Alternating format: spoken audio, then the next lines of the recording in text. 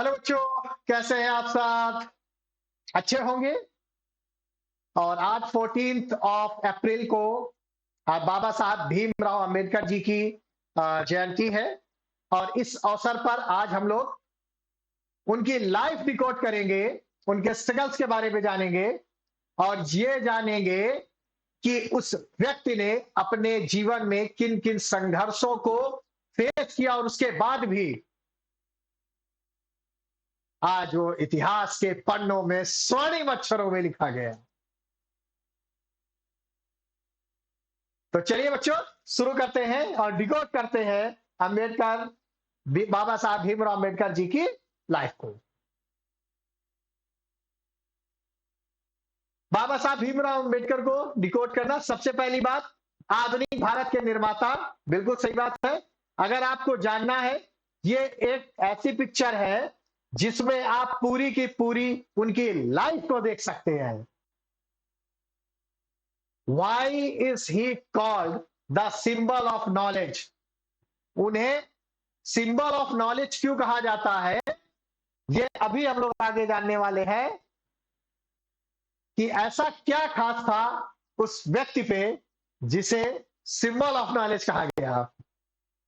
तो चलिए बाबा साहब के बारे में शुरू करते हैं। बाबा साहब का जो जन्म है वो 14th ऑफ अप्रैल 1981 को मऊ मऊ एमपी में पड़ता है, वहां पर हुआ था। स्कूल में छुआछूत और भेदभाव का सामना किया। जब वो पढ़ने के लिए गए तो पहले तो आप ये समझिए बच्चे कि उस समय पर जो दलित बच्चे थे उन्हें पढ़ने का अधिकार नहीं था, स्कूल जाने का अधिकार नहीं होता था। लेकिन बाबा साहब किसी तरीके स्कूल पहुंचे। लेकिन जब वो स्कूल पहुंचे तो उनके साथ बहुत अत्याचार हुआ। सबसे पहली बात तो उस व्यक्ति को, उस बच्चे को स्कूल में दूसरे बच्चों के साथ बैठने की परमिशन नहीं थी। दूसरा, अगर उसे पानी पीना है तो पानी पीने के लिए पानी पिलाने वाला होगा, जो वहां का पियून है, वो ऊपर से पानी उनको डालेगा, तब वो पानी पिएंगे। और अगर किसी दिन वो व्यक्ति जो पानी पिलाता है, जो पियून है, अगर वो नहीं आया तो उस दिन बाबा साहब को पूरे दिन बिना पानी पिए रहना पड़ता था। आप सोच कर देखिए बच्चे, कितना संघर्ष रहा उस व्यक्ति के जीवन में। लेकिन इन संघर्षों के बाद भी बाबा साहब ने अपने जीवन में जिन ऊंचाइयों को पाया, शायद अन्य किसी भी व्यक्ति के लिए संभव नहीं था।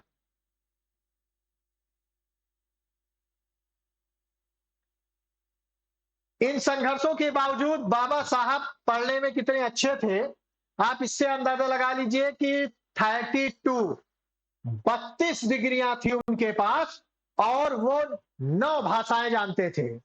He know the 9 languages and he had the 32 degrees। 32 डिग्रियां उस व्यक्ति के पास जिसे पढ़ने का अधिकार नहीं था, जिसे अपने हाथ से पानी पीने का अधिकार नहीं था, जिसे दूसरे बच्चों के साथ बैठने का अधिकार नहीं था। ये व्यक्ति नहीं है, ये व्यक्तित्व है, ये शख्स नहीं, ये शख्सियत है। बाबा साहब को लोग मसीहा मानते हैं। क्यों मानते हैं?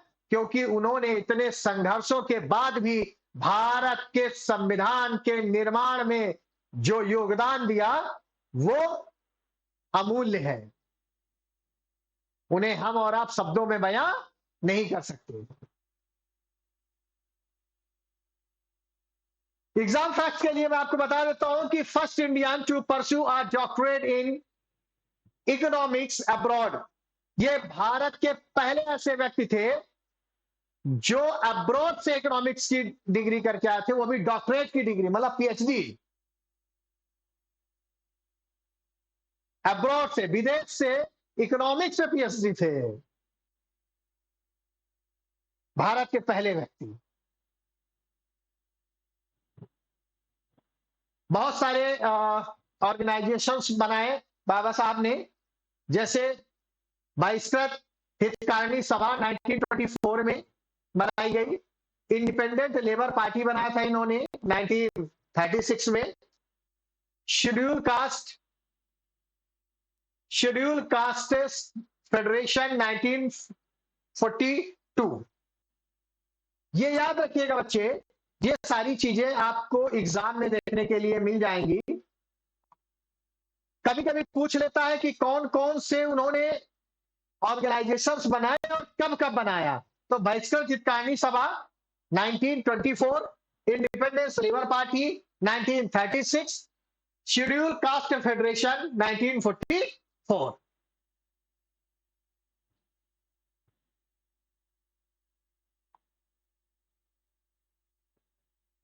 बहुत सारी फेमस बुक बाबा साहब ने लिखी हैं और कुछ जर्नल्स भी उनके उस समय पब्लिश हुआ करते थे, उनके बारे में भी बात करेंगे। बाबा साहब की सबसे फेमस बुक जो है वो है एनिहिलेशन ऑफ कास्ट। ये सबसे famous book, the annihilation of caste. एक और बुक उन्होंने लिखी थी जिसका नाम था हु वर द शूद्रास, मतलब शूद्र कौन थे। फिर the problem of the rupee, इस बुक के बारे में हम लोग आगे भी अभी चर्चा करेंगे नेक्स्ट स्लाइड में, तब मैं आपको बताऊंगा उसके बारे में। कुछ जर्नल्स मतलब कुछ पत्रिकाएं भी बाबा साहब ने पब्लिश की थी, जैसे कि मूक नायक 1920 में इनकी एक मैगजीन आती थी मूक नायक नाम से। बहिष्कृत भारत और जनता, ये कुछ उनके फेमस बुक्स और जर्नल्स थे जो उस जमाने में आपको मिल जाएंगे, और बुक्स तो आज भी मिल जाती हैं। Economics, the economic mind, RBI, मतलब क्या लोग उनका योगदान था आरबीआई के स्थापना पर, ये देखते हैं। उन्होंने एक बुक लिखी थी, इससे पहले जब मैंने आपको बताया था कि आगे बात करेंगे, वो यही बुक है, द प्रॉब्लम ऑफ रूपी। आप ये समझिए वो व्यक्ति अर्थशास्त्र मतलब इकोनॉमिक्स में भी पीएचडी थे, तो उन्हें इकोनॉमिक्स की बहुत अच्छी नॉलेज थी, और इसीलिए उन्होंने इंडियन करेंसी के लिए, इंडियन रुपीस के लिए जो प्रॉब्लम्स आ रही थी उस पर एक बुक लिखा था, द प्रॉब्लम ऑफ द रुपए। और जब भारतीय रिजर्व बैंक की स्थापना की गई तो उस बुक को उसका बेस माना गया, आधार माना गया, और उसी पर बेस होकर आरबीआई की स्थापना हुई थी।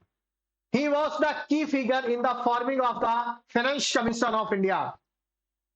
भारत के वित्त आयोग की स्थापना में भी उनका बहुत बड़ा योगदान रहा है।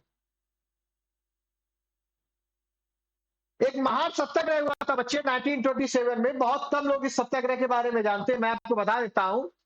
चौदार तालाब है, चौदार तालाब में वहां पर केवल सो कॉल्ड अपर कास्ट के लोगों को ही जाने की और पानी पीने की परमिशन हुआ करती थी। सैकड़ों वर्षों से वहां के जो शेड्यूल कास्ट दलित वर्ग के जो लोग हैं उन्हें ना वहां जाने की परमिशन थी और ना ही वहां पर पानी पीने की परमिशन थी। बाबा साहब ने 1927 में जाकर जब उस चौदार तालाब में गए तो उन्होंने वहां पे पानी पीकर एक नए युग का शुरुआत किया, एक नए युग की स्थापना की, और उनके साथ वहां पर बहुत सारे दलित लोगों ने उस तालाब से पानी पिया। जब ये सत्याग्रह किया गया तो वहां के जो सवर्ण लोग थे उनकी प्रतिक्रिया क्या थी बच्चे? उन्होंने इसका विरोध करने के लिए, तालाब को शुद्ध करने के लिए वहां पे गोबर और गोमूत्र डाल दिया कि गोबर और गोमूत्र से ये तालाब दोबारा शुद्ध हो जाएगा। आप सोचिए, किसी व्यक्ति के पानी पीने से अपवित्र हो रहा है और गोबर और गोमूत्र डालने से पवित्र हो रहा है।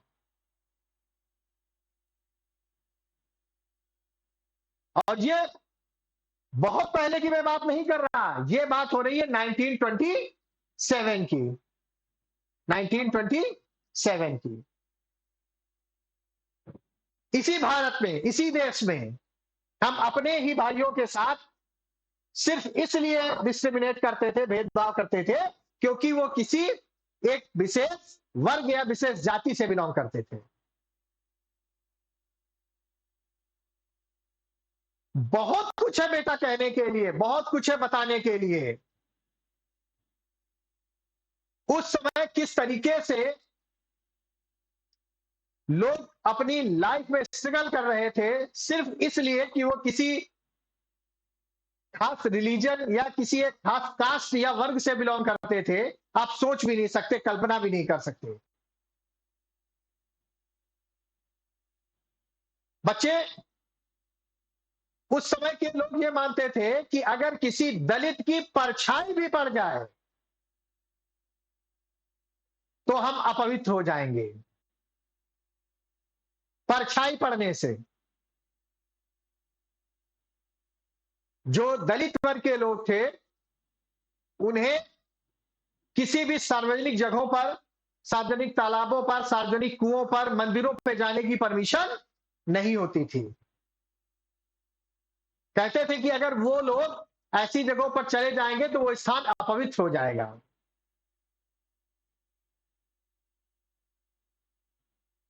लोगों को अपने गले में मटकी, मटकी सुराही जो आती, मटकी, और कमर में पीछे झाड़ू बांधकर चलना पड़ता था, इसलिए कि कभी बोलते समय सलाइवा मुंह से अगर गिरे तो उसी मटकी में गिरे। और झाड़ू इसलिए बांधनी होती थी कि जिस रास्ते से वो जा रहे हैं, कहीं उनके पैरों के निशान ना रह जाएं कि अगर कोई दूसरा व्यक्ति आए तो उससे वो अपवित्र हो जाएगा। इसलिए पीछे झाड़ू बांधनी पड़ती थी कि वो पैरों के निशान मिटते रहें। ये सब झेला है लोगों ने। तो अगर आज उन्हें बाबा साहब की वजह से समानता मिली, आज उन्हें बराबरी का मौका मिला, तो क्यों ना उन्हें वो मसीहा माने। लेकिन दुर्भाग्य है हमारे देश का कि हमने इतने महान व्यक्ति को केवल कुछ जातियों का, कुछ वर्ग का नेता बनाकर रख दिया। हम भूल गए कि इन्हीं की वजह से आज हम भारत का संविधान अपने देश पे लागू कर पाए। उन्हें भारतीय संविधान का पिता कहा जाता है। वो किसी जाति, किसी वर्ग, किसी समुदाय के नेता नहीं है, वो भारत के राष्ट्र निर्माता हैं। उन्हें बंधनों में मत बांधिए।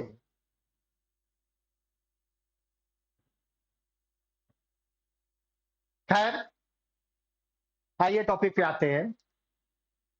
उन्होंने वहां से खड़े होकर एक मैसेज दिया था कि we are not going to the tank to drink water, we are going to prove that we are too are human beings.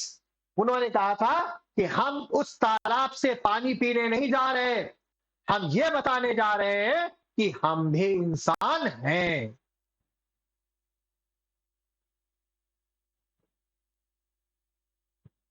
इंसान को भी लोग इंसान नहीं समझ रहे थे। और इसी देश की बात कर रहा हूं मैं।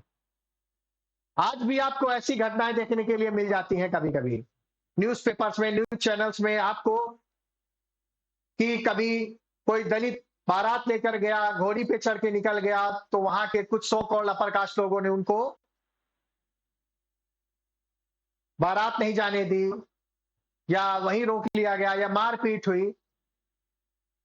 कानून अपनी कार्यवाही करता है, सजा मिलती है ऐसे लोगों को, लेकिन बात सजा की नहीं है, बात सोच की है। बात सोच की है कि क्या यही भारत बनाना चाहते हैं हम? क्या इसी भारत को बनाने के लिए हमारे महापुरुषों ने अपनी जान न्यौछावर कर दी? ऐसे विश्वगुरु बनेंगे हम? सोचिएगा, विचार करिएगा। मुझे बताइएगा कमेंट बॉक्स में। क्या इसी दिन के लिए जवाहरलाल नेहरू, बाबा साहब भीमराव अंबेडकर, महात्मा गांधी, सुभाष चंद्र बोस, भगत सिंह जैसे लोगों ने अपनी जान न्यौछावर कर दी थी?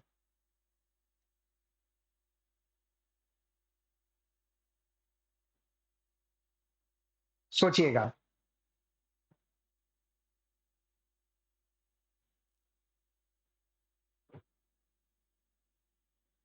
राउंड टेबल कॉन्फ्रेंस के बारे में बात करें बच्चे, तो बाबा साहब भीमराव अंबेडकर ने तीनों राउंड टेबल कॉन्फ्रेंस जो 1930, 31, 32 में लिया हुई थी, उन तीनों में पार्टिसिपेट किया था।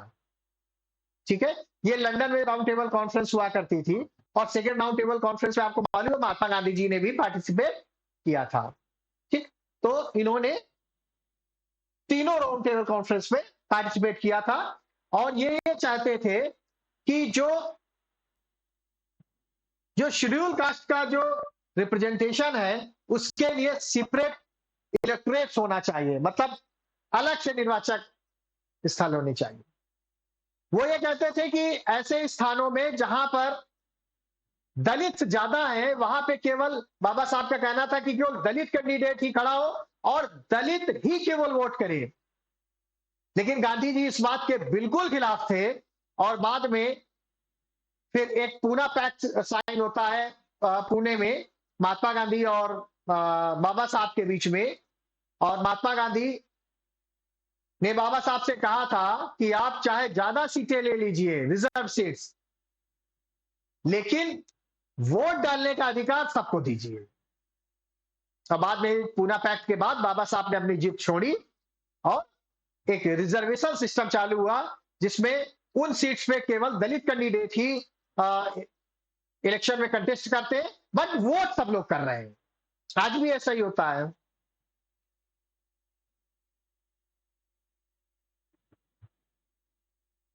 बाबा साहब ने जब लॉ मिनिस्टर थे, तो उन्होंने बहुत बड़े बड़े चेंजेस किए थे। जैसे उन्होंने एक को चेंज किया था कि 1942 में पहले काम करने के लिए आपको 12 घंटे काम करना पड़ता था। कोई वर्कर है, कोई लेबर है, तो उसे 12 आवर्स वर्किंग आवर होता था, 12 घंटों का काम करने का टाइम होता था, जिसे घटाकर बाद में उन्होंने 8 घंटे कर दिया था, कि अब 12 नहीं 8 घंटे काम करना है। इसके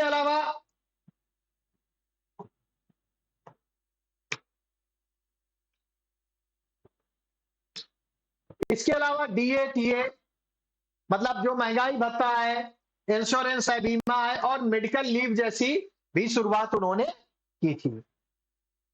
इन सब के अलावा 1951 में वो हिंदू कोड बिल लेकर आए थे, जिसमें जो विमेन्स थी, जो महिलाएं थी, उन महिलाओं को संपत्ति और विवाह में समानता का अधिकार दिलाने के लिए उन्होंने प्रयास किया। और जब कुछ लोगों ने उसका विरोध किया, तो उन्होंने उस समय, क्योंकि वो लॉ मिनिस्टर थे, तो अपने पद से उन्होंने रिजाइन कर दिया, और यह कहा था कि अगर मैं महिलाओं के सम्मान और उनकी गरिमा को नहीं बचा सकता, तो मुझे पद में रहने का कोई अधिकार नहीं है। सोचिए कितने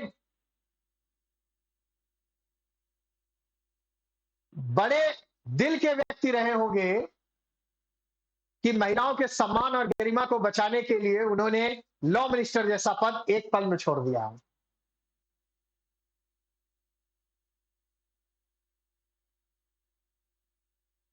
आर्किटेक्ट ऑफ द कॉन्स्टिट्यूशन, संविधान निर्माता बाबा साहब, जो हमारी ड्राफ्टिंग कमेटी थी, उस ड्राफ्टिंग कमेटी के हेड थे, इसीलिए उन्हें भारतीय संविधान का पिता कहा जाता है। उन्होंने आर्टिकल नंबर 32, जो फंडामेंटल राइट्स आप पढ़ेंगे, तो आर्टिकल नंबर 32 जब आप पढ़ते हैं, उस आर्टिकल नंबर 32 को उन्होंने संविधान की आत्मा और हृदय कहा था, द हार्ट एंड सोल। क्यों कहा था? क्योंकि आर्टिकल नंबर 32 ये कहता है कि अगर किसी भी पर्सन के फंडामेंटल राइट्स को किसी ने अबॉलिश करने की कोशिश की, अगर जो मौलिक अधिकार है, अगर उनको किसी ने छीनने की, हनन करने की कोशिश की, तो वो व्यक्ति आर्टिकल 32 का यूज करके सीधे सुप्रीम कोर्ट जा सकता है, या आर्टिकल नंबर 226 का यूज करके सीधे हाई कोर्ट जा सकता है। इसलिए उन्होंने आर्टिकल 32 को संविधान की आत्मा और हृदय कहा था। The nation building, water and power. बच्चे वो इतने विजनरी व्यक्ति थे, इतने दूरदर्शी थे कि उन्हें मालूम था कि किसी भी देश के निर्माण के लिए, राष्ट्र के निर्माण के लिए किन चीजों की जरूरत होगी। इसीलिए Damodar valley project, Hirakud dam और इस तरीके के बहुत सारे पावर प्रोजेक्ट, जो नेशनल पावर ग्रिड्स वगैरह थे, ये सब उन्हीं का विजन था, और उन्हीं के विजन की वजह से ये सारी चीजें आज हमारे देश में हो पा रही हैं।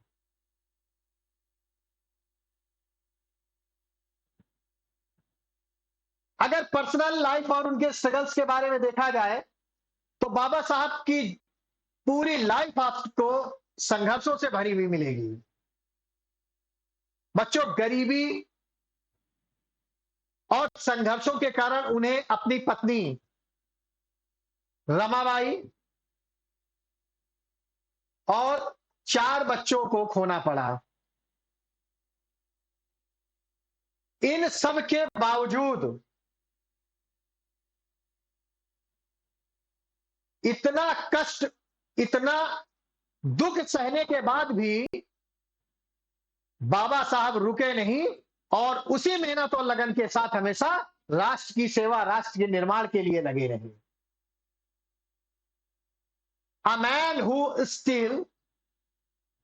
studies 18 hours a day, एक ऐसा व्यक्ति जो 18-18 घंटे पढ़ता था, अध्ययन करता था। इसीलिए उन्हें कहा जाता द सिंबल ऑफ एजुकेशन। मैंने आपको फर्स्ट स्लाइड में बताया था कि क्यों कहते हैं, इसलिए कहते हैं।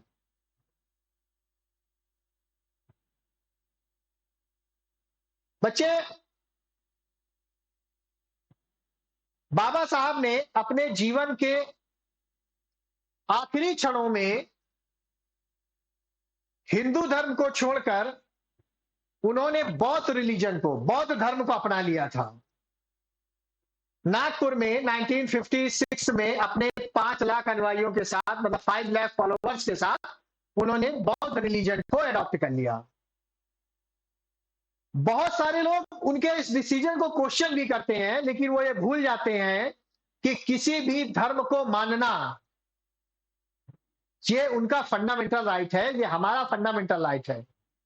हमारा कॉन्स्टिट्यूशन हमें फ्रीडम ऑफ रिलीजन देता है। हम अपनी मर्जी से किसी भी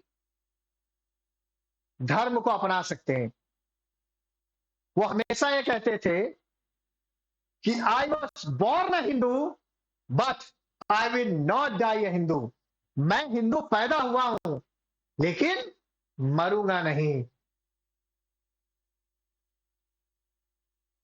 और इसके पीछे बहुत सारे कारण रहे। उन्होंने अपने जीवन में जो संघर्ष देखे, मैं आपको एक इंसिडेंट बताता हूं बच्चे। जब वो आईसीएस के एग्जाम को क्वालिफाई करके इंडिया आए, ब्रिटिश टाइम में जो एडमिनिस्ट्रेटिव एग्जाम होते थे, सिविल एग्जाम्स होते थे, वो लंदन में होते थे, आईसीएस बोलते थे उनको। तो जब वो यहां पर आए, इतनी बड़ी पोस्ट होने के बाद भी उन्हें रहने के लिए किसी ने कमरा नहीं दिया था, घर नहीं दिया, कोई रूम नहीं दिया, क्योंकि वो दलित समाज से, दलित जात से बिलोंग करते थे। आईसीएस की एग्जाम क्वालिफाई करने की मैं बात बता रहा हूं।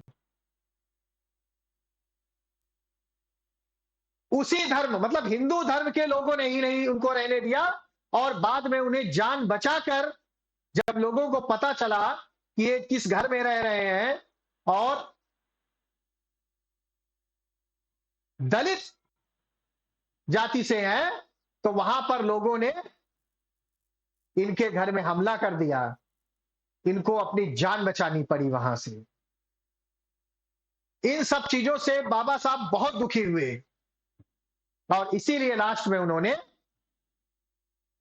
हिंदू धर्म को छोड़कर बौद्ध रिलीजन अपना लिया और उसी के कुछ समय बाद ही बाबा साहब की डेथ हो जाती है। मतलब मृत्यु के कुछ समय पहले उन्होंने 1956 में बौद्ध रिलीजन को अडॉप्ट किया था।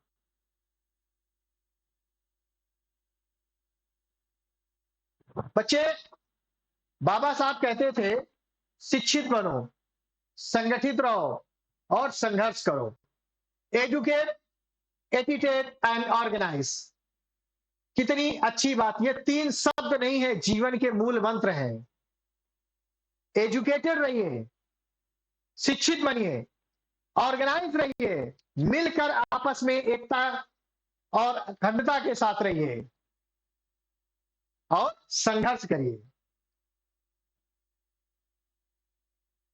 1990 में बाबा साहब को भारत का सर्वोच्च सम्मान भारत रत्न दिया गया। उनके मृत्यु के बाद 1956 में जब उनकी डेथ हुई, उसके बाद मतलब मरणोपरांत, आफ्टर डेथ, बाबा साहब को 1990 में भारत रत्न से सम्मानित किया गया। मुझे ऐसा लगता है कि वो स्वयं भारत के रत्न थे।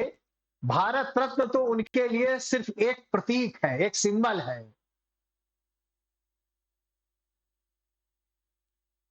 बच्चों, बाबा साहब का जीवन हमें हमेशा सीखने के लिए प्रेरित करता है।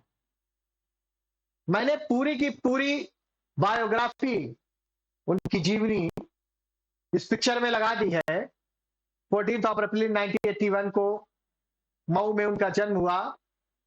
उन्होंने कोलंबिया यूनिवर्सिटी से पढ़ा, लंदन स्कूल ऑफ इकोनॉमिक्स से पढ़ा, architect of the Indian constitution, leader of the Dalit rights, social reformer, fought against untouchability, मतलब छुआछूत के विरुद्ध उन्होंने काम किया, चैंपियन ऑफ इक्वालिटी, समानता के लिए, एक्सप्रेशन ऑफ मिलियन, लाखों लोगों के वो एक्सप्रेशंस हैं, father of the Indian Republic and Buddhist convergence. बाद में उन्होंने बौद्ध रिलीजन को।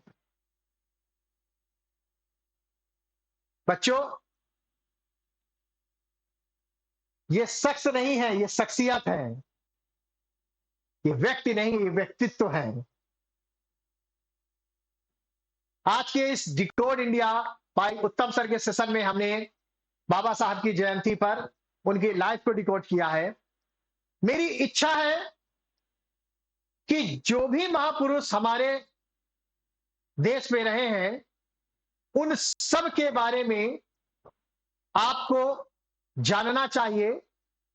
और मैं एक ऐसी सीरीज प्लान कर रहा हूं कि हम अपने उन महापुरुषों को याद करें, उनके जीवन के संघर्षों, उनके जीवन के कंट्रीब्यूशन, योगदान के बारे में जानें। इतिहास उन्हें हमेशा याद रखे, आगे आने वाली जनरेशन उन्हें याद रखे। एक ऐसी सीरीज मैं प्लान कर रहा हूं। आप कमेंट बॉक्स में बताइए कि क्या आप ऐसी कोई सीरीज चाहते हैं। अगर आप ऐसी कोई सीरीज चाहते हैं तो मैं बहुत जल्द ऐसी सीरीज YouTube पे लेकर आऊंगा और उन महापुरुषों के बारे में जिन्होंने राष्ट्र के निर्माण में, भारत के निर्माण में अपने जीवन को, अपने प्राणों का बलिदान दे दिया, उन सभी के लिए एक श्रद्धांजलि उस सीरीज के माध्यम से हम देने की कोशिश करेंगे। तो बच्चों, कमेंट बॉक्स में जरूर बताइएगा कि कैसा लगा आज का वीडियो आपको। और अगर आप ऐसी कोई सीरीज चाहते हैं तो आप मुझे बताएं, मैं जल्द ही ऐसी सीरीज आपके लिए लेकर आऊंगा। और तब तक मस्त रहिए, व्यस्त रहिए, स्वस्थ रहिए।